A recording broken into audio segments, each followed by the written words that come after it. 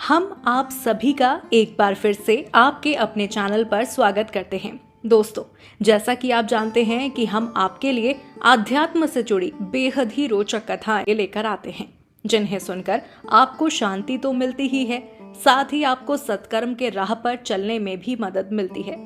आज हम आपको जो कथा सुनाने जा रहे हैं वो कथा थोड़ी अलग है। ये कथा है एक ऋषि और अप्सरा के प्रेम की। प्रेम करना कोई बुरी बात नहीं है। हमारे वेद और उपनिषदों में भी प्रेम को अलग अलग तरीकों से परिभाषित किया गया है। लेकिन ये कैसा प्रेम कि 1000 वर्षों तक एक ऋषि किसी अप्सरा के साथ प्रेम और संभोग में डूबा रहा। इसके बारे में अगर आप विस्तार से जानना चाहते हैं तो इसके लिए आपको ये कथा सुननी होगी। तो फिर विलंब किस बात की, चलिए शुरू करते हैं कथाओं का ये सिलसिला। लेकिन उससे पहले हम आपसे निवेदन करेंगे कि आप इस चैनल को सब्सक्राइब करें और इस वीडियो को अपने दोस्तों और परिजनों के साथ साझा करें ताकि हमारा भी हौसला बढ़ता रहे। एक समय की बात है जब ऋषियों में श्रेष्ठ ऋषि कंडू गोमती नदी के किनारे घोर तपस्या में डूबे हुए थे। उस दौरान देवताओं में एक असहजता की भावना होती थी कि जब कोई कड़ी तपस्या करने लगता, देवताओं को ऐसा लगने लगता कि ये भगवान को प्रसन्न कर मेरा स्थान प्राप्त कर लेगा, और वो ऋषियों की तपस्या को भंग करने में लग जाते थे। दोस्तों, इस श्रेणी में सबसे शीर्ष पर थे इंद्र।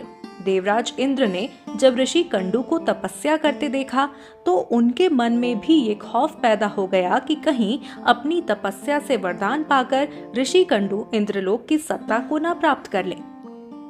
फिर क्या था, इसी डर के कारण इंद्र ने ऋषि कंडू की तपस्या को भंग करने की एक युक्ति बनाई और इसके लिए एक अप्सरा को नियुक्त किया।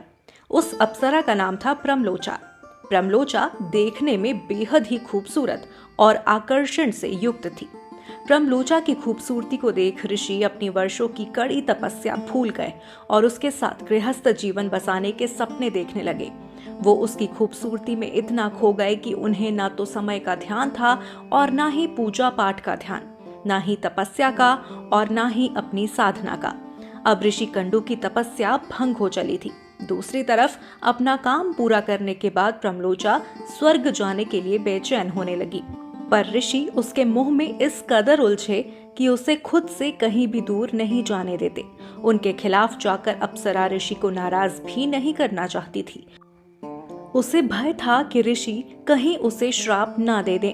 ब्रह्मचर्य में रहने के कारण ऋषि कंडू में अनंत ऊर्जा भरी हुई थी। वो केवल प्रमलोचा के साथ रहते ही नहीं थे, बल्कि उसके साथ निरंतर संभोग क्रिया भी करते थे। ऐसा करते हुए कई साल बीत गए। अचानक एक दिन ऋषि को एहसास हुआ कि उन्होंने आज पूजा नहीं की है। वो अपनी कुटिया से निकलकर बोले, मैं पूजा करने के लिए जा रहा हूँ। इस बात पर आश्चर्यचकित होकर प्रमलोचा बोली, इतने सालों में आज आपको अचानक पूजा पाठ का ध्यान कैसे आया? इतने दिनों से तो आप गृहस्थ आश्रम जी रहे थे। ऋषि अपनी स्थिति से अनजान होते हुए बोले, तुम तो आज सुबह से ही मेरे साथ हो, फिर मैंने कब पूजा पाठ छोड़ा? उनका ये जवाब सुनकर प्रमलोचा आश्चर्य से भर गई। उसने ऋषि को बताया कि वो आज सुबह से नहीं बल्कि पिछले 907 सालों से उनके साथ गृहस्थ जीवन व्यतीत कर रही है। कई बार मैं आपको छोड़कर जाना भी चाहती थी, लेकिन आपने मुझे इसकी आज्ञा ही नहीं दी। ऋषि असमंजस में पड़ गए। वो अप्सरा के मुंह में इस कदर फंस गए थे कि उन्हें समय के बीत जाने का एहसास ही नहीं हुआ।